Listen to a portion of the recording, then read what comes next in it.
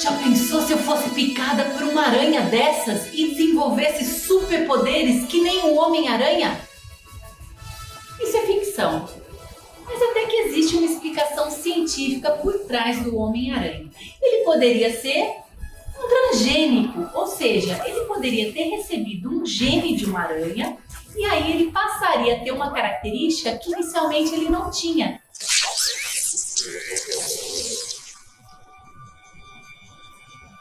Produzir a teia de aranha. Mas os cientistas já conseguiram produzir algo real bem similar.